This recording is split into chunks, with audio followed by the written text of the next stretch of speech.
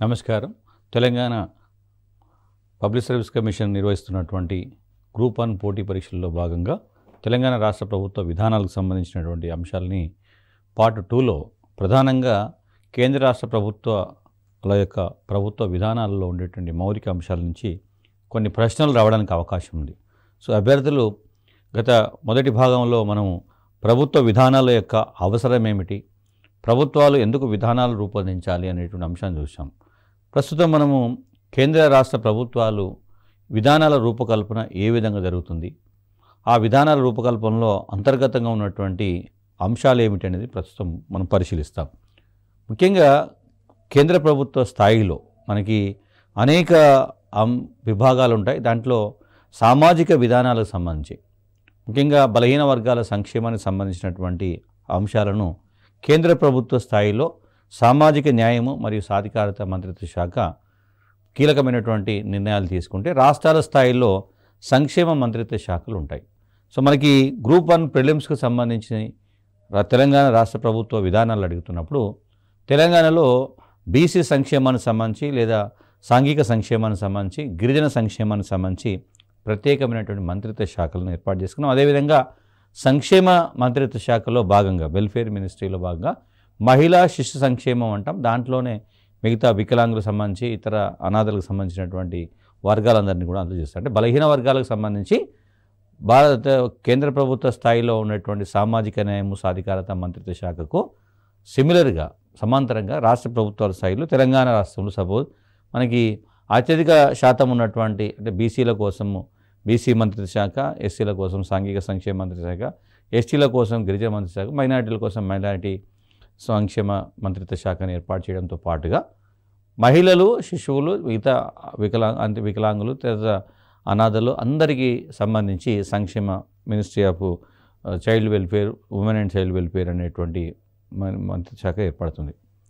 So ఇక్కడ మనం గమనించాల్సింది ఏంటంటే ఈ సంక్షేమ శాఖలన్నీ కూడా బలహీన వర్గాల సంక్షేమానికి తోడ్పడుతున్నాయి. సో దానికి సంబంధించినటువంటి అనేక అంశాలను మనం ఒకసారి పరిశీలిస్తే ప్రభుత్వ విధానాలకు కొన్ని ఆధారాలు ఉంటాయి. అంటే ఎట్లా మరి ఈ విధానాల రూపకల్పనకు సంబంధించి స్పష్టమైనటువంటి బేస్ ఉంటుంది. ఒకటి, రాజ్యాంగము ఏర్పాటు చేసినటువంటి లక్ష్యాలు. ముఖ్యంగా అంబేద్కర్ ముఖ్యంగా భారత రాజ్యాంగాన్ని రూపకల్పన చేసే సమయంలోనే ఈ బలహీన వర్గాలకు సంబంధించినటువంటి అంశాలని రాజ్యాంగంలో అనేక విధానాలు అనేక సందర్భాలలో స్పష్టంగా పేర్కొన్నారు.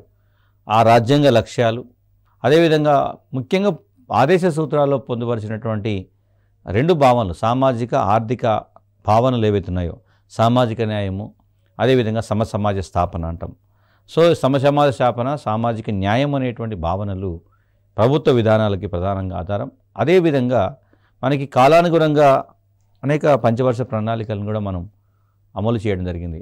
ముఖ్యంగా 12 పంచవర్ష ప్రణాళికలు పూర్తి చేసుకొని దాని అనంతరము నీతి ఆయోగ్ పద్ధతిలో ఈరోజు ఒక ప్రత్యేకమైన యంత్రాంగాన్ని కొనసాగిస్తున్నాం. అదేవిధంగా న్యాయ వ్యవస్థ కూడా మనకు భారతదేశంలో న్యాయ వ్యవస్థ కూడా చాలా కీలక పాత్ర పోషిస్తుంది. సంక్షేమానికి సంబంధించి చెప్పటం వివిధ సందర్భాల్లో అనేక తీర్పులను ఇవ్వడం జరిగింది, అనేక ఆదేశాలు ఇవ్వడం జరిగింది, అదేవిధంగా కొన్ని సూచనలు కూడా చేసింది. సో ఆయా వర్గాలకు సంబంధించి సంక్షేమం సంబంధించి ప్రభుత్వం యొక్క విధి విధానాలు ఈ విధంగా ఉంటే బాగుంటుంది, ఈ వర్గాల యొక్క సంక్షేమం కోసం ప్రభుత్వం ఈ చర్యలు చేపడితే బాగుంటుందని సూచనలు చేయడమే కాకుండా కొన్ని ప్రత్యేకమైన తీర్పులు ఇవ్వడం, కొన్ని సందర్భాల్లో డైరెక్షన్స్ ఇవ్వడం కూడా జరుగుతుంది. కాబట్టి ప్రభుత్వాలు ప్రభుత్వ విధానాల రూపకల్పనలో న్యాయ వ్యవస్థ ఇచ్చినటువంటి సూచనలు సలహాలను కూడా పరిగణలోకి తీసుకోవడం జరుగుతుంది. అదేవిధంగా ముఖ్యంగా సమాజంలో ఉండేటువంటి అవసరాలు ఏమిటి, అదేవిధంగా ప్రజల యొక్క డిమాండ్స్ ఏమిటి, సో ప్రజలు ముఖ్యంగా దేనికోసమో వాళ్ళు డిమాండ్ అంటే వాళ్ళ ప్రధాన అంటే సమస్య ఏమిటి అనేది అర్థం చేసుకొని దానికి తగ్గట్టుగా విధానాలను రూపొందించడం అనేది జరుగుతుంది. దాంతోపాటుగా టైం టు టైం మారుతున్నటువంటి సిద్ధాంతం. ఫర్ ఎగ్జాంపుల్ మనకి ప్రపంచీకరణ ప్రభావం వల్ల 1991 తర్వాత భారతదేశంలోనే అదేవిధంగా తెలంగాణ ఉమ్మడి ఆంధ్రప్రదేశ్లో అనేక మార్పులు జరిగినాయి. సో ఆ మార్పులకు తగ్గట్టుగా ప్రభుత్వం తన విధానాలను కూడా మార్చుకునే ప్రయత్నం చేస్తుంది. ఈరోజు మనం టీఎస్ ఐపాస్ లాంటి పారిశ్రామిక విధానం కొత్త విధానానికి శ్రీకారం చుట్టడం వెనుక ఉన్న ఉద్దేశం ఏంటంటే అంతర్జాతీయంగా జరుగుతున్నటువంటి పరిణామాలు స్థానికంగా ప్రాంతీయ స్థాయిలో కూడా అది ప్రతిబింబించాలి కాబట్టి, రిఫ్లెక్ట్ కావాలి కాబట్టి ఆ నూతన విధానాలు ముఖ్యంగా మనకు ఇన్ఫర్మేషన్ టెక్నాలజీకి సంబంధించి ప్రభుత్వం ఒక ప్రత్యేకమైనటువంటి ఐటీ పాలసీని రూపొందించడం అంటే మారుతున్న పరిస్థితులు అదేవిధంగా అవసరాలకు తగ్గట్టుగా ప్రభుత్వము విధానాలకు శ్రీకారం చుట్టడం జరుగుతుంది. ఇంకా మరి ఈ ప్రభుత్వ విధానాలు ఏ విధంగా ఉంటాయి, లేకపోతే ప్రభుత్వ విధానాలు ఎన్ని రకాలుగా ఉంటాయి అని మనకి ప్రశ్నలు అడగడానికి అవకాశం ఉంటుంది. సో ఒక్కోసారి ఏంటంటే ఆబ్జెక్టివ్ విధానంలో ఒక విధానం ఇచ్చి ఇది దేనికి సంబంధించింది అనేటువంటిది అడుగుతారు. ఫర్ ఎగ్జాంపుల్ మనకి విధానాలు ప్రధానంగా వేరువేరు అంశాల ఆధారంగా స్వభావాన్ని బట్టి చూస్తే సాంఘిక పరమైనటువంటి అంటే సామాజిక విధానం సోషల్ పాలసీస్ అంటాం, economic policies, political policies, security related policies. So ఆ విధంగా చూస్తే అంటే వాటి స్వభావం నేచర్ను బట్టి మనము ప్రధానంగా 4 రకాలుగా చూస్తాం. ఫర్ ఎగ్జాంపుల్ ఫస్ట్ సోషల్ పాలసీస్ని తీసుకుంటే సాంఘికపరమైనటువంటి విధానాలు అంటే సమాజంలో ఉన్నటువంటి బలహీన వర్గాలు ఎవరైతే ఉన్నారో ఆ బలహీన వర్గాల కోసం చేసేటువంటి వారి సంక్షేమం కోసం చేసేటువంటి విధానాలను మనం సామాజిక విధానాలు సోషల్ పాలసీస్ అంటాం. ఫర్ ఎగ్జాంపుల్ వృద్ధుల కోసం వృద్ధుల జాతీయ విధానం 1999లో తీసుకొచ్చారు. బాలల కోసం 1974లో జాతీయ విధానం తీసుకొచ్చారు. మహిళల కోసం మహిళా సాధికారత విధానం 2001లో తీసుకొచ్చారు. అదేవిధంగా జనాభా విధానం 2000లో జనాభా విధానం తీసుకొచ్చారు. సో ఈ విధంగా విధానాలకు సంబంధించి అంటే ప్రభుత్వం యొక్క ఉద్దేశం ఏమిటి, ప్రభుత్వం యొక్క లక్ష్యం ఏమిటి అనేటువంటిది ఆయా సామాజిక వర్గాలకు సంబంధించి ఆ సామాజిక వర్గాల్లో ఉన్నటువంటి సమస్యలకు సంబంధించి ప్రభుత్వము ప్రత్యేకంగా ఆ చర్యలు చేపడుతుంది. అంటే మనం అర్థం చేసుకోవాల్సింది ఏంటంటే ప్రభుత్వము వివిధ రకాల వర్గాల యొక్క సమస్యలకు తగ్గట్టుగా ప్రభుత్వం కూడా అనేక విధానాలను రూపొందిస్తుంది అనేటువంటిది దీనిలో గుర్తుపెట్టుకోవాలి. అయితే ఇన్ని వర్గాలు అంటే ముఖ్యంగా మనకి సిలబస్లో కూడా సామాజిక అంశాల మీద ఎక్కువగా సిలబస్ ఎక్కువగా ఉంది. చాలా ఎక్కువ అంశాలు దీంట్లో పెట్టారు. అంటే మనకి ఆర్థికపరమైనటువంటి అంశాలు ఎంత ఇంపార్టెంటో సామాజిక పరమైనటువంటి అంశాలు కూడా అంతే ఇంపార్టెంట్ అనేటువంటి అందుకే సామాజిక ఆర్థిక పదాలను మనము ప్రభుత్వం కూడా ఇప్పుడు సోషియో ఎకనామిక్ సర్వే కేంద్ర ప్రభుత్వము సోషియో ఎకనామిక్ సర్వే అంటారు. ఇప్పుడు సపోజ్ 2022లో socio economic survey central government కానీ లేదా తెలంగాణ ప్రభుత్వం సోషియో ఎకనామిక్ అవుట్లుక్ 2022 అంటాం. ఇది నెట్లో కూడా లభిస్తుంది. సో దాంట్లో వర్డ్ ఏంది సోషియో అండ్ ఎకనామిక్ అన్నాడు. అంటే 2 అంశాలను కలిపి మాట్లాడుతున్నారు. నిజానికి ప్రభుత్వం బడ్జెట్ ప్రవేశపెట్టడము గణాంకాల ఆధారంగా కేటాయింపులు ఆధారంగా ఆర్థిక వ్యవస్థను అంచనా వేసేటువంటి దశ నుండి సమాజంలో జరిగినటువంటి వికాసం ఏమిటి, అసలు సమాజంలో జరిగినటువంటి పరివర్తన ఏమిటి, సమాజంలో ఏ సమస్యలకు పరిష్కారం లభించిందనేటువంటి విషయాన్ని ఆ డబ్బు ఖర్చు పెట్టడం ద్వారా సమాజంలో వచ్చినటువంటి పరిణామం ఏమిటి అనేటువంటి విషయాన్ని ఈరోజు సోషియో ఎకనామిక్ సర్వే కానీ లేదా సోషియో ఎకనామిక్ అవుట్లుక్ తెలంగాణ ఈ వీటిలో స్పష్టంగా అర్థమవుతున్నది. కాబట్టి సామాజిక విధానాలు ఎందుకు సమాజంలో ఉండేటువంటి బలహీన వర్గాల సంక్షేమం కోసం మనకి వికలాంగుల సంక్షేమం అని అడిగినా లేకపోతే మహిళల సంక్షేమానికి సంబంధించి అడిగినా ఏది అడిగినా కానీ ప్రభుత్వము ఒక ప్రాతిపాదిక ఆధారంగా ఒక బేస్ను మనం చూసుకునే విధాన రూపకల్పన జరుగుతుందనేది గుర్తుపెట్టుకోవాలి.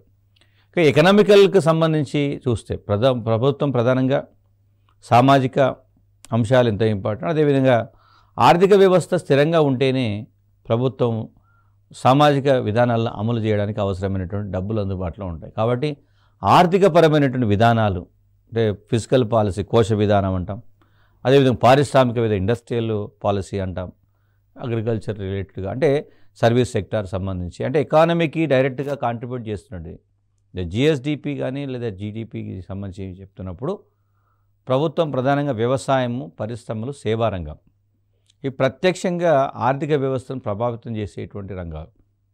సో ఆర్థిక వ్యవస్థను అంచనా వేసేది కూడా ఈ రంగాల ఆధారంగానే మనం అంచనా వేస్తాం. కాబట్టి ఆ విధానాల గురించి తర్వాత రాజకీయపరమైనటువంటి విధానాలు ఉంటాయి. అంటే పొలిటికల్ పాలసీస్ అన్నప్పుడు విదేశీ అంతర్జాతీయ స్థాయిలో భారతదేశానికి సంబంధించినటువంటి సంబంధాలు ముఖ్యంగా విదేశాంగ విధానం ఫారెన్ పాలసీ అంటాం. సో ఇతర దేశాలతో ఏ విధంగా మనం సంబంధాలు అంతర్జాతీయ పరిణామాలు తగ్గట్టుగా ప్రభుత్వం ఎలాంటి చర్యలు తీసుకోవాలి.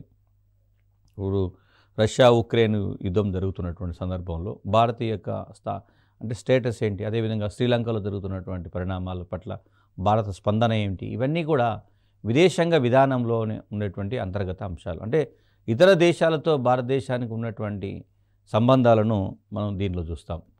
ఇక భద్రతాపరమైనటువంటి విషయాలు కనుక వస్తే మనకి సపోజ్ శక్తి అంటే ఎనర్జీ, సో అణుశక్తి విధానం ద్వారా మనకు అణుశక్తి సామర్థ్యాన్ని పెంచుకోవడం, అంతరిక్ష విధానం, స్పేస్ పాలసీ ద్వారా అంతరిక్ష పరిశోధన జరిపి సమస్యలకు పరిష్కారం చూపడం. అదేవిధంగా బయోడీజిల్ అనే ఒక కొత్త కాన్సెప్ట్. సపోజ్ జీవ ఇంధనాలు ఏవైతే ఉన్నాయో, జీవ ఇంధనాల విధానం ద్వారా మనం ప్రత్యామ్నాయ ఇంధన వనరులను అన్వేషించే ప్రయత్నం చేస్తాం.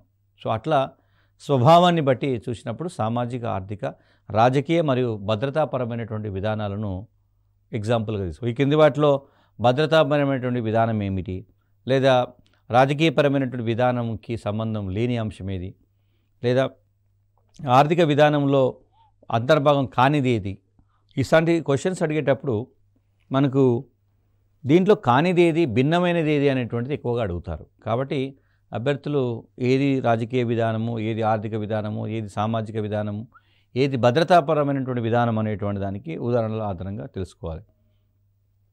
కొన్ని సందర్భాల్లో స్వభావాన్ని బట్టే కాకుండా లక్ష్యాలను బట్టి కూడా విధానాలు ఉంటాయి. ఫర్ ఎగ్జాంపుల్ మనకి పంపిణీ పరమైనటువంటి విధానాలు ఉన్నాయి.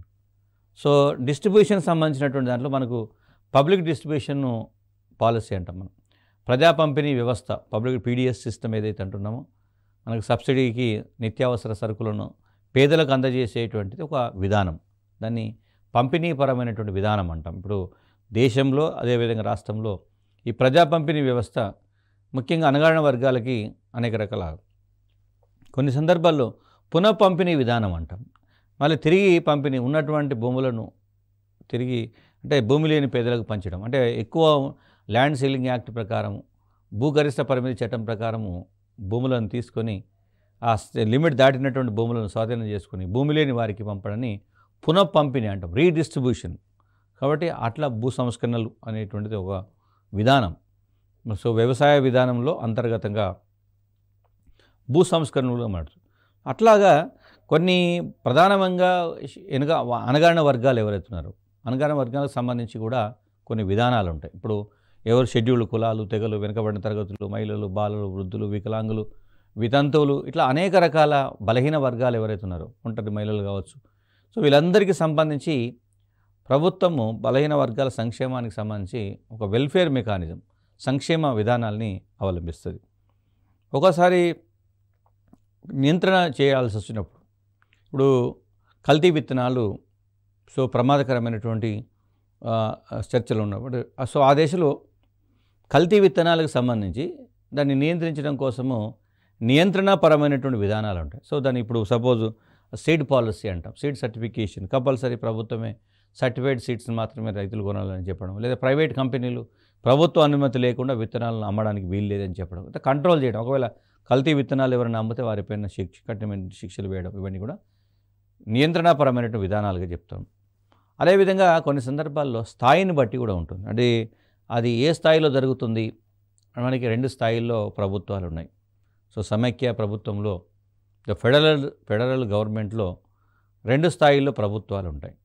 కేంద్ర ప్రభుత్వ స్థాయిలో ఉంటుంది, అదేవిధంగా రాష్ట్ర ప్రభుత్వ స్థాయిలో ఉంటుంది. సో తెలంగాణ రాష్ట్ర ప్రభుత్వ విధానాలను అర్థం చేసుకోవాలంటే ముందు ఇది స్థాయిని బట్టి చూస్తే మనం రాష్ట్ర స్థాయి ప్రభుత్వ విధానాలు చూస్తున్నాం. ఓవరాల్గా చూసినప్పుడు కేంద్ర ప్రభుత్వ విధానాలు కొన్ని రాష్ట్ర ప్రభుత్వం కూడా అమలు చేస్తుంది. సో కేంద్ర ప్రభుత్వ విధానాలు మళ్ళీ రాష్ట్రాల్లోనే అమలు జరుగుతాయి. సో రాష్ట్రాల ద్వారానే అమలు చేస్తుంది. కాబట్టి ఇప్పుడు కేంద్ర ప్రభుత్వ విధానాలు అది మొత్తం అన్ని రాష్ట్రాలకు వర్తింపజేయబడతాయి. ఈ కింది వాటిలో జాతీయ విధానం కానిది ఏది అని అడుగుతాడు. సో ఫర్ ఎగ్జాంపుల్ మనకు తెలంగాణలో వ్యవసాయ విధానం ఉంది, అది స్థానికంగా రాష్ట్ర పాలసీ, స్టేట్ పాలసీ. అలా కాకుండా జాతీయ స్థాయిలో ఇది జనాభా విధానం, పాపులేషన్ పాలసీ, అది రాష్ట్రాలు చేయవు. అంటే ఇప్పుడు జనాభా విధానం, పాపులేషన్ పాలసీ అనేది జాతీయ విధానానికి ఒక ఉదాహరణ చెప్తాం. సో జనాభాను కంట్రోల్ చేయాల్సినటువంటి లేదా ఏ విధంగా చేయాలనేటువంటి దానికి సంబంధించి జాతీయ స్థాయిలో కేంద్ర ప్రభుత్వమే కొన్ని రూల్స్, రెగ్యులేషన్స్ను రూపొందించి దానికి తగ్గట్టుగా ప్రణాళికలు రూపొందించి రాష్ట్ర ప్రభుత్వాల చేత అమలు చేయడం జరుగుతుంది. కాబట్టి కేంద్ర ప్రభుత్వ విధానాలు ఏమిటి అంటే జనాభా విధానం కావచ్చు, కేంద్ర ప్రభుత్వం పారిశ్రామిక విధానం, పారిశ్రామిక తీర్మానాలు అంటాం. ఇండస్ట్రియల్ రెజల్యూషన్స్ చేసినట్టు. అదేవిధంగా డిఫెన్స్ పాలసీ, రక్షణ విధానం ఉంటుంది. అదేవిధంగా వాటర్ పాలసీ, జల విధానము, information technology, science and technology policies, ఇవన్నీ కూడా జాతీయ స్థాయిలో జరిగేటువంటి అంటే రూపొందించబడేటువంటి ఈ విధానాలు రాష్ట్ర ప్రభుత్వాలు ఒక్కోసారి డైరెక్ట్గా రాష్ట్ర ప్రభుత్వాల చేత లేదా కేంద్ర ప్రభుత్వమే డైరెక్ట్గా ఇంప్లిమెంట్ చేసేటువంటి సందర్భం ఉంటుంది. అదే సమయంలో మనకి కేంద్ర జాబితా, రాష్ట్ర జాబితా, ఉమ్మడి జాబితా అని మనకు 3 రకాల జాబితాలు ఉంటాయి. సో కేంద్ర జాబితాలో ఉన్నటువంటి అంశాలకు సంబంధించి కేంద్ర ప్రభుత్వమే జాతీయ స్థాయి విధానాలను రూపొందిస్తుంది. సో అభ్యర్థులు గుర్తుపెట్టుకోవాల్సింది అసలు ఈ టాపిక్ లేదా ఈ అంశము కేంద్ర జాబితాలో ఉందా, రాష్ట్ర జాబితాలో ఉందా అని దాన్ని అంచనా వేసుకొని కూడా అది కేంద్ర ప్రభుత్వ విధానమా లేదా రాష్ట్ర ప్రభుత్వ విధానాలన్నా అర్థం చేసుకోవచ్చు. సో కాబట్టి రాష్ట్ర ప్రభుత్వాలకు సంబంధించి చెప్పేటప్పుడు, తెలంగాణ రాష్ట్రానికి సంబంధించి చెప్పేటప్పుడు, తెలంగాణ రాష్ట్రము అనేక ముఖ్యంగా 2014 తర్వాత ఈ రాష్ట్రంలో చాలా రకాలైనటువంటి మార్పులు జరిగాయి. రాష్ట్ర ప్రభుత్వం యొక్క వ్యూహము కూడా ముఖ్యంగా విజన్తో భవిష్యత్తులో రాబోయే 20-30 సంవత్సరాల తర్వాత జరిగే పరిణామాలను ముందుగా అంచనా వేసి దానికి తగ్గట్టుగా సంస్థాగతమైనటువంటి మార్పులకు శ్రీకారం చుట్టింది. అంటే ఇన్స్టిట్యూషనలైజ్డ్ చేంజెస్ అంటాం. సో దాంట్లో ఇండస్ట్రీస్కి సంబంధించి చూసినప్పుడు ఒకప్పుడు చాలా కఠినంగా ఉన్నటువంటి ఆంక్షలన్నింటి ఎత్తివేసి ఇప్పుడు లైసెన్స్ రాజ్ సిస్టమ్ ఏదైతుందో దాన్ని తీసి టీఎస్ ఐపాస్ ద్వారా సెల్ఫ్ సర్టిఫికేషన్. సో ఒక పరిశ్రమ పెట్టాలనుకున్నటువంటి పారిశ్రామికవేత్త ఆ ప్రభుత్వం ఇచ్చినటువంటి నిబంధనలను పాటిస్తూ తను సొంతంగానే వ్యాపారం చేసుకొని ప్రభుత్వానికి సర్టిఫికేషన్ చేసుకోవచ్చు. అంటే ఇంతకుముందు గతంలో చాలా డిలే అయినటువంటి పరిశ్రమలు తొందరగా ఎస్టాబ్లిష్ చేస్తే ఉపాధి లభిస్తుంది, ప్రభుత్వానికి ఆదాయం వస్తుంది, ప్రజల యొక్క అవసరాలు తీరుతాయి. సో ఆ సింపుల్ లాజిక్ కొన్నిసార్లు ప్రభుత్వంలో ఉండేటువంటి అంశాల వల్ల దానికి ఉపయోగం లేకుండా పోతుంది. సో ప్రభుత్వము, తెలంగాణ ప్రభుత్వం కూడా ఒక నూతన పారిశ్రామిక విధానాన్ని అవకాశం కల్పించి దానివల్ల పరిశ్రమలు చాలా ఎక్కువ మొత్తంలో స్థాపించబడ్డాయి. కాబట్టి ఇది ఒక కొత్త అంశం. అదేవిధంగా వ్యవసాయ విధానం, agriculture policy, Telangana agriculture policy అనేది దేశానికే ఒక రోల్ మోడల్గా మారుతున్నది. ఇప్పుడు ఈరోజు రైతు బంధు, రైతు బీమా లాంటి కార్యక్రమాలతో పాటుగా మనకి తెలంగాణలో జరుగుతున్నటువంటి అంటే అగ్రికల్చర్ సంబంధించినటువంటి మెకనైజేషన్ కావచ్చు. సో దాన్ని అంటే ముఖ్యంగా ఆధునిక వ్యవసాయ పద్ధతులను అనుకరించేటువంటి సందర్భం కావచ్చు. వీటిలో తెలంగాణ మొత్తం దేశ వ్యవసాయ విధానాలకే ఒక డైరెక్షన్, దిక్సూచిలాగా లేదా ఒక రోల్ మోడల్ లాగా, ఒక ఉదాహరణలాగా, విజయవంతమైన ఉదాహరణలాగా కనబడుతున్న సందర్భం. అట్లాగే నీటిపారుదలకు సంబంధించి కూడా ఇప్పుడు జల విధానం మనది ముఖ్యంగా ఇప్పుడు పెద్ద పెద్ద ప్రాజెక్టులు మనం కట్టిన తర్వాత చూస్తే సో ఒక పాలసీని ఏర్పాటు చేసుకుని అదేవిధంగా మిషన్ కాకతీయ లాంటి ఒక కార్యక్రమాన్ని చెప్పేటి చిన్న నీటి వనరులు ఏవైతే ఉన్నాయో, చెరువుల పునరుద్ధరణ ఏదైతుందో, జలాశయాలు ఏదైతుందో వాటన్నింటిని కూడా పునరుద్ధరించేసి కాకతీయుల కాలం నాటి సహజ వనరులు ఏవైతే ఉన్నాయో వాటిని కాపాడేటువంటి ప్రయత్నం చేయడం ఒక కొత్త నీటిపారుదల విధానానికి అవకాశంగా. అదేవిధంగా పెద్ద పెద్ద ప్రాజెక్టులు కూడా ఇప్పుడు కాళేశ్వరం లాంటి ప్రాజెక్టులు నిర్మించడం, అట్లా మధ్యతరగతి ప్రాజెక్టులు, లిఫ్ట్ ఇరిగేషన్, ముఖ్యంగా తెలంగాణలో జల విధానానికి సంబంధించి చూస్తున్నప్పుడు ఈ జలాన్ని కాపాడుకోవడం కోసం దక్కన్ పీఠభూమి సో ఎత్తులో ఉంది కాబట్టి వాటి పడ్డటువంటి నీరంతా కూడా పల్లానికి సముద్రంలో కలిసిపోతుంది వేగంగా. సో లిఫ్ట్ ఇరిగేషన్ ద్వారా మనకి ఈ మొత్తం తెలంగాణ భూములన్నింటినీ వ్యవసాయ భూములుగా మార్చడం కోసం అతిపెద్ద ప్రాజెక్టు కాళేశ్వరం ప్రాజెక్టు. అట్లా ప్రజా పంపిణీ వ్యవస్థలో కూడా చూస్తే పబ్లిక్ డిస్ట్రిబ్యూషన్ విషయంలో కూడా తెలంగాణలో మొత్తం అర్హులందరికీ కూడా రేషన్ కార్డుల ద్వారా సబ్సిడీకి ప్రభుత్వము ప్రజా పంపిణీలో చాలా సమర్థవంతంగా నిత్యావసర వస్తువులను అందచేయడం జరుగుతుంది. సో ఆ విధంగా ఈవెన్ అంటే ప్రభుత్వము ప్రజా పంపిణీ వ్యవస్థ ద్వారా చేసేటువంటి అనేక కార్యక్రమాలు కూడా ఇక్కడ మనకు రాష్ట్ర ప్రభుత్వ స్థాయిలోనే కనబడుతుంది. సో అదేవిధంగా అంటే మనం రాష్ట్ర ప్రభుత్వానికి, కేంద్ర ప్రభుత్వానికి సంబంధించినటువంటి అంశాన్ని చూసాం. సో ఒకవేళ అది కేంద్ర జాబితాలో ఉంటే కేంద్రము, అది రాష్ట్ర జాబితాలో ఉంటే రాష్ట్రము. కొన్ని సందర్భాల్లో ఉమ్మడి జాబితాలో ఉన్నటువంటి అంశానికి కేంద్ర ప్రభుత్వము రాష్ట్రాల అంటే రెండు కలిసి కూడా ఒక్కోసారి విధానాల రూపకల్పన చేసే అవకాశం ఉంది. సో జనరల్గా మనకి కేంద్ర రాష్ట్రం ఉంటుంది. అదేవిధంగా ఉమ్మడి జాబితాలోని విషయాలపైన కూడా కేంద్ర ప్రభుత్వం చేస్తుంది. అదే సమయంలో రాష్ట్రాల యొక్క డిమాండ్స్ కూడా పరిగణలోకి తీసుకోవడం జరుగుతుంది. మరి భారతదేశంలో ఈ విధాన రూపకల్పనలో ఏమేమి పాల్గొంటున్నాయి? సో అనేక ఆర్గనైజేషన్స్ పాల్గొంటాయి. ఫర్ ఎగ్జాంపుల్ మనకి ఫస్ట్ విధానాన్ని రూపొందించేటప్పుడు మంత్రిమండలి సమావేశం జరుగుతుంది. కౌన్సిల్ ఆఫ్ మినిస్టర్స్ ఫస్ట్ ఒక అంశం పట్ల, అది వ్యవసాయం కావచ్చు, పరిశ్రమలు కావచ్చు, సామాజిక సమస్యకు సంబంధించిన అంశం కావచ్చు. మన రీసెంట్గా మహిళల యొక్క వివాహ వయసును 21 సంవత్సరాలు పెంచడానికి సంబంధించి ప్రభుత్వం ఒక నిర్ణయం తీసుకుంది. దాన్ని చట్టరూపంలోకి తీసుకొచ్చి దాన్ని ఒక వ్యవస్థగా మార్చి దాన్ని సమాజంలోకి ప్రభావితం చేసే అంశంగా మారాలంటే ఒక కోర్సు ఉంటుంది. ఇలా మహిళా రిజర్వేషన్ బిల్లు కావచ్చు. అదే అంటే ఏదైనా ఒక అంశాన్ని తీసుకున్నప్పుడు వ్యవసాయానికి సంబంధించినటువంటి చట్టాలు చేసేటప్పుడు కానీ లేదా అంటే ప్రతి దశలో ఫస్ట్ కౌన్సిల్ ఆఫ్ మినిస్టర్స్ దానికి మీద ఒక చర్చ జరుగుతుంది. వాళ్ళ క్యాబినెట్ రెజల్యూషన్ అంటాం, మంత్రిమండలి తీర్మానాలు జరుగుతాయి. సో దాని తర్వాత దాన్ని పార్లమెంట్లో ప్రవేశపెట్టడం, దాంట్లో కౌన్సిల్ క్యాబినెట్ సెక్రటేరియట్, తర్వాత ప్రధానమంత్రి కార్యాలయం, దాంతోపాటు ఉద్యోగస్వామ్యం, బ్యూరోక్రసీ, అదేవిధంగా నేషనల్ అడ్వైజరీ కౌన్సిల్, జాతీయ సలహా మండలి. సో వీటన్నీ కూడా ఒక సమిష్టిగా ఒక మెకానిజంతోని ఒక దశలో ఒక్కొక్క సంస్థ యొక్క అవసరం ఉంటుంది. సో ఆ అవసరాల తగ్గట్టుగా వారి యొక్క సూచనలు, సలహాలు, అదేవిధంగా విధానం యొక్క అమలు తీరుకు సంబంధించినటువంటి గైడ్లైన్స్ అందులో ఇస్తారు. సో అదేవిధంగా కొన్ని సందర్భాల్లో ఈ విధానాలను రూపొందించేటప్పుడు మనకి బాధ్యతాయుతమైనటువంటి పౌర సమాజం, అదేవిధంగా కొన్ని అంటే ప్రభావ సంఘాలు అంటారు, పౌర హక్కుల సంఘాలు కావచ్చు, ప్రెజర్ గ్రూప్స్ అంటారు, ఈవెన్ ఎన్జిఓస్ కూడా కావచ్చు.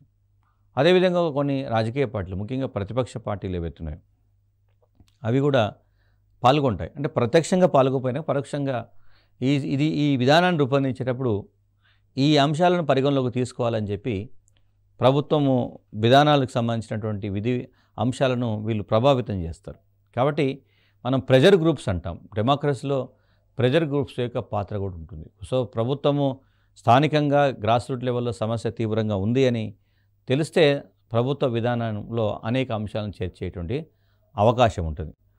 సో సపోజు మనకు ఒక కేస్ స్టడీ తీసుకుంటే వ్యవసాయ విధానాలని రూపకల్పన చేసేటప్పుడు మనకి రైతు కమిషన్ సభ్యులు, ముఖ్యంగా స్వామినాథన్ ఆ యొక్క సూచనలు, సలహాలను పరిగణలోకి తీసుకోవడం, అదేవిధంగా పారిశ్రామిక విధానాలను రూపొందించేటప్పుడు ప్రముఖ పారిశ్రామికవేత్తలకు వాళ్ళను పరిగణలోకి తీసుకోవడం, అదేవిధంగా విద్యా సంబంధమైనటువంటి విధానాలు రూపొందించేటప్పుడు విద్యా సంబంధమైనటువంటి వ్యక్తులు, ఇప్పుడు పారిశ్రామిక సంబంధించి రతన్ టాటా కావచ్చు, లేదా విద్యకు సంబంధించి కొఠారి కమిషన్. సో అదేవిధంగా శాస్త్ర సాంకేతిక సంబంధించి అబ్దుల్ కలాం, మషేల్కర్ వంటి శాస్త్రవేత్తల యొక్క ఆలోచనలు కూడా పరిగణలోకి తీసుకున్నటువంటి సందర్భాలు ఉన్నాయి. అంటే దీని అర్థం ఏమిటంటే ప్రభుత్వము ఒక విధానాన్ని రూపొందించేటప్పుడు గ్రాస్ రూట్ లెవెల్లో లేదా సమాజంలో లేదా వ్యవస్థలో ఉన్నటువంటి వాస్తవికత ఏమిటి, అసలు ఆ రియాలిటీ ఏందనేది, లేదా ఈ విధానం వల్ల కలిగేటువంటి ప్రయోజనం ఏమిటి, సో ఈ విధానం యొక్క ఉద్దేశం కరెక్ట్గా ఉందా లేదా అనేటువంటి దాన్ని వీళ్ళ ఒపీనియన్స్తో కూడా కొంత తీసుకుంటారు. బట్ ఫైనల్గా ప్రభుత్వమే అంతిమంగా నిర్ణయం తీసుకుంటారు. సో ప్రభుత్వ నిర్ణయానికి కావలసినటువంటి మద్దతు కోసము ఈ వర్గాలపై ఆధారపడుతుంది. సో ఇది ఎన్ని దశల్లో ఉంటుంది అన్నప్పుడు మనకి ప్రభుత్వ విధాన రూపకల్పనను అనేక దశల్లో ఉంటుంది. సో అవి కేంద్ర రాష్ట్ర ప్రభుత్వాల దశ అన్నింటిలో కూడా ఒకటే పోవడం ఉంటుంది. ఫర్ ఎగ్జాంపుల్ ఫస్ట్ ఎలా ఉంటుంది అంటే ఒక విధానాన్ని రూపొందించాలంటే ముందు ఆ సమస్యను గుర్తించాలి. దాన్ని సమస్యల గుర్తింపు దశ అంటాం. సో జనరల్గా ఇప్పుడు ఏదైనా సమస్య మనకు ఉంటేనే ప్రభుత్వం దాని గురించి ఆలోచిస్తుంది. సమస్యలు గుర్తించడం, అదేవిధంగా వాటికి పరిష్కారం కనుగొనేటువంటి దిశగా విధాన రూపకల్పన యొక్క అవసరాన్ని గుర్తిస్తుంది. అంటే దీనికి విధానం అవసరమా, ఈ సమస్యను పరిష్కరించడానికి ఒక విధానాన్ని రూపొందించాల్సిన అవసరం ఉన్నదా అనేది ఫస్ట్ మొదట డిస్కషన్ జరుగుతుంది. అదే గుర్తింపు దశ అంటాం. తర్వాత ఈ ఉన్నటువంటి విధానాలలో ఉత్తమమైనటువంటి విధానం ఏమిటి అంటే విధాన ప్రత్యామ్నాయాలను అంటే ఆల్టర్నేట్స్ను అన్వేషించడం, ట్రేస్ అవుట్ చేస్తారు. సో పరిష్కార మార్గాలను అన్వేషిస్తాం. ఈ ప్రత్యామ్నాయ మార్గాలను అన్వేషించేటప్పుడు ప్రభుత్వానికి మనకి ఇప్పుడు ప్రత్యక్షంగా కొన్ని విభాగాలు ఈ ప్రత్యామ్నాయ విధానాలను అన్వేషించేటువంటి సందర్భంలో సంబంధిత శాఖ, ఇప్పుడు సపోజ్ సోషల్ వెల్ఫేర్ అంటే సోషల్ వెల్ఫేర్ సంబంధించి, ట్రైబల్ వెల్ఫేర్ అంటే ట్రైబల్ వెల్ఫేర్ సంబంధించి, అదే ఏదైతే విభాగానికి సంబంధించినటువంటి లేదా వర్గానికి సంబంధించినటువంటి విధానం ఉందో ఆయా ప్రభుత్వ శాఖలు, అధికారులు, అదేవిధంగా సచివాలయం అంటే సెక్రటేరియట్లో ఉండేటువంటి దాని కన్సర్న్డ్ విభాగాలు, సో వీళ్ళు ప్రత్యక్షంగా పాల్గొని కొన్ని సూచనలు సలహాలు చేస్తారు, ప్రత్యామ్నాయ మార్గాలను కూడా వాళ్ళు సూచిస్తారు. సో ప్రభుత్వము వాటిలో ది బెస్ట్ ఏదైతే ఉంటుందో దానికి అవకాశం కల్పిస్తుంది. తర్వాత వీటిలోకి వెళ్ళి ఒకదాన్ని ఎంచుకుంటారు, దాన్ని విధాన ఎంపిక దశ అంటాం. సో విధానాలలో ఇది ఉత్తమమైన విధానము అని నిర్ణయించుకున్న తర్వాత దాన్ని ఎంచుకొని ఆ ఉన్నటువంటి ఆల్టర్నేట్స్లో ది బెస్ట్ సోర్స్ ఏందనేది ఎంపిక చేసుకుంటారు. సో దీంట్లో భారతదేశంలో మంత్రివర్గాలు ఏదైతే మినిస్ట్రీస్ ఉన్నారో విధానం చర్చించి అది శాసన వ్యవస్థలు ఆమోదిస్తాయి. అంటే మనకు పార్లమెంట్లో లేదా శాసనసభలో ప్రవేశపెట్టడం క్యాబినెట్ ఒక తీసుకున్నటువంటి రెజల్యూషన్స్ను శాసన మార్గం ద్వారా దాన్ని సర్టిఫై చేసేటువంటిది. సో తర్వాత విధానాన్ని ఒక పటిష్టమైనటువంటి వ్యవస్థగా రూపొందిస్తారు, దాన్ని విధాన రూపకల్పన దశ అంటాం. సో ప్రభుత్వ విధానాలను అటు చట్టాలు కానీ లేదా తీర్మానాలు, అదేవిధంగా విధాన నిర్ణయాల రూపంలో శాసన వ్యవస్థలు ఆమోదిస్తాయి. అంటే కొన్ని ఇప్పుడు జనరల్గా చట్టాలు మనకు కొన్ని సందర్భాల్లో ప్రభుత్వమే కొన్ని రూల్స్ను ఫ్రేమ్ చేసేస్తాయి, కొన్ని డెసిషన్స్ తీసుకొని అవి ఆమోదిస్తాయి. సో అట్లా ఆమోదించినటువంటి ఈ విధానాలను, ఈ చట్టాలను ప్రభుత్వం అమలు చేస్తుంది. సో ఈ అమలు చేసేయడానికి సంబంధిత శాఖలు ఏదైతే అడ్మినిస్ట్రేషన్ ఉందో దాంట్లో వివిధ శాఖలు వాటిని అమలు చేస్తాయి. సో కొన్ని సందర్భాల్లో వాటికి కేంద్ర ప్రభుత్వం రూపొందించినటువంటి చట్టాలను రాష్ట్ర ప్రభుత్వము తప్పనిసరిగా అమలు చేయాల్సి ఉంటుంది. ఇప్పుడు సపోజ్ మహిళలకు సంబంధించినటువంటి చట్టము, లేదా రాజకీయ వ్యవస్థకు సంబంధించినటువంటి రిజర్వేషన్కి సంబంధించినటువంటి చట్టము, ఇలా ఏ చట్టం వచ్చినా కానీ ప్రభుత్వము కేంద్ర ప్రభుత్వం రూపొందించినటువంటి చట్టాలను రాష్ట్ర ప్రభుత్వాలు ఖచ్చితంగా అమలు చేయడం జరుగుతుంది. సో అది విధంగా అయితే కొన్ని సందర్భాల్లో కేంద్ర ప్రభుత్వం తప్పనిసరిగా డైరెక్ట్గా ఇన్స్ట్రక్షన్స్ ఇవ్వచ్చు, లేదా రాష్ట్ర ప్రభుత్వం తన అవసరానికి మేరకు ఆ చట్టాన్ని అమల్లోకి తీసుకోవచ్చు. కొన్ని సందర్భాల్లో మనకి రాష్ట్ర ప్రభుత్వం కూడా చట్టాలు చేస్తే ఆ రాష్ట్ర అవసరాల దృష్ట్యా చేసే చట్టాలు కొన్ని ఉమ్మడి జాబితాకు సంబంధం ఉంటాయి. ఉమ్మడి జాబితాతో సంబంధం ఉన్నప్పుడు సో కేంద్ర ప్రభుత్వం యొక్క ఆమోదం కూడా తప్పనిసరి అవుతుంది. సో దేశానికి సంబంధించినటువంటి విషయాలు అంతర్గతంగా వేరే రాష్ట్రాలతో సంబంధం కనుక ఉంటే అది పార్లమెంటు లేదా కేంద్ర ప్రభుత్వం యొక్క అనుమతి కూడా అవసరమవుతుంది. సో దాని తర్వాత ఆ విధానాలను మనము అమలు చేస్తాం. సో అమలు చేసేటప్పుడే మనకి అధికారుల యొక్క అవసరం పడుతుంది. ఈరోజు గ్రూప్ 1 ఉద్యోగాలను భర్తీ చేస్తున్నటువంటి సందర్భం కూడా, సో రాష్ట్రంలో అత్యంత ఉన్నతమైనటువంటి ఉద్యోగాల్లో ఈ ప్రధానంగా అంతర్గతంగా ఉన్నటువంటి ఈ నియామకాలు ఉండేదే ప్రభుత్వాలు రూపొందించినటువంటి చట్టాల ద్వారా అమలు చేయాల్సినటువంటి అవసరం ఏదైతే దానికి ఒక ఉద్యోగ బృందం, బ్యూరోక్రసీ అవసరం. కాబట్టి ఈరోజు గ్రూప్ 1 ఉద్యోగాలకు అంత క్రేజీ ఉంటుంది. సో ప్రభుత్వం చేసినటువంటి ఈ చట్టాలను, ప్రభుత్వం చేసినటువంటి విధానాలను సంబంధిత శాఖల యొక్క అధికారులు, దాంతోపాటు కొన్ని ఎక్స్పర్ట్స్ గ్రూప్స్ కూడా ఉంటాయి, అవి కూడా మనకి అమలులో ప్రత్యక్షంగా పరోక్షంగా పాల్గొంటాయి. సో అందుకే అభ్యర్థి ఒక రెవెన్యూ డిపార్ట్మెంట్ డిప్యూటీ కలెక్టర్ అయితే రెవెన్యూకి సంబంధించిన చట్టాలను అమలు చేస్తాం, సోషల్ వెల్ఫేర్ అయితే సోషల్ వెల్ఫేర్, ముఖ్యంగా షెడ్యూల్డ్ కులాలకు సంబంధించి ప్రభుత్వం చేసినటువంటి చట్టాలను, గిరిజన సంక్షేమ శాఖలో పనిచేయాల్సి వస్తే గిరిజనుల కోసం ప్రభుత్వం చేసిన చట్టాలను వాళ్ళు అమలు చేసే సందర్భం ఉంటుంది. ఇలా అమలు చేసిన తర్వాత సో ప్రభుత్వ విధానాలను కొంతకాలం అమలు చేసిన తర్వాత దాని మీద రివ్యూ జరుగుతుంది, మూల్యాంకనం అంటాం. సో విధానం మూల్యాంకన దశలో ఏం చేస్తారంటే ఈ విధాన రూపకల్పన జరిగిన పర్పస్ ఏమిటి, అమలు జరుగుతున్నప్పుడు తలెత్తుతున్నటువంటి సమస్యలు ఏమిటి, సో అదేవిధంగా ఆ అవసరాన్ని బట్టి అప్పుడు అనుకున్నటువంటి అంచనా మనకి మారితే ఆ పరిస్థితుల్లో నిబంధనలు కూడా కొన్ని మారుస్తారు, అమెండ్మెంట్ చేస్తారు. లక్ష్యాలు కూడా ఒకప్పుడు ఇది అవసరం అనిపిస్తుంది, తర్వాత కాలంలో దాని అవసరం తక్కువగా ఉంటుంది, దానికి బదులు ఇంకొక అవసరము మనకు తెరపైకి వస్తుంది. సో కాబట్టి మారుతున్నటువంటి సాంఘిక రాజకీయ పరిస్థితుల నేపథ్యంలో ప్రభుత్వ విధానాల యొక్క నిబంధనలు, లక్ష్యాలన్నీ కూడా నిరంతరం మార్పు చెందుతూనే ఉంటే అవసరాన్ని బట్టి అమెండ్మెంట్ చేస్తుంది. అందుకే ఇప్పుడు ఈవెన్ భారత రాజ్యాంగాన్ని కూడా మనం సవరిస్తున్నటువంటి సందర్భం ఇది. సో రాజ్యాంగంలో ఉండేటువంటి నిబంధనలు ఇప్పుడు ఉన్నటువంటి పరిస్థితి తగ్గట్టుగా మళ్ళీ మార్చుకునేటువంటి ప్రయత్నంలో భాగంగా కొన్ని సందర్భాల్లో మనకు ప్రభుత్వము ఈ నిబంధనల అవసరాన్ని తగ్గట్టుగా. అయితే దీంట్లో కొన్ని అంశాలు కూడా అంతర్గతంగా ఉంటాయి మనకి. భారతదేశంలో ప్రభుత్వ విధానాల రూపకల్పనలో ఇన్ని దశలు ఉన్నాయి. ఈ దశలను కనుక మనం చూస్తే అంటే ప్రధానంగా ఒకటి ఫస్ట్ దశలో సమస్యలను గుర్తిస్తాం. తర్వాత రెండవ దశలో విధాన ప్రత్యామ్నాయాలను అన్వేషిస్తాం. మూడో దశలో దాంట్లోకి వెళ్ళి ఒక బెస్ట్ సోర్స్ను విధానాన్ని ఎంపిక చేసుకుంటాం. ఆ ఎంపిక చేసుకున్న దానికి ఒక చట్టబద్ధత కల్పిస్తాం. ఆ తర్వాత దానికి ప్రభుత్వాన్ని ఆ విధానం అమలు చేస్తాం. దాన్ని పర్యవేక్షణ చేస్తాం, మూల్యాంకనం చేస్తాం.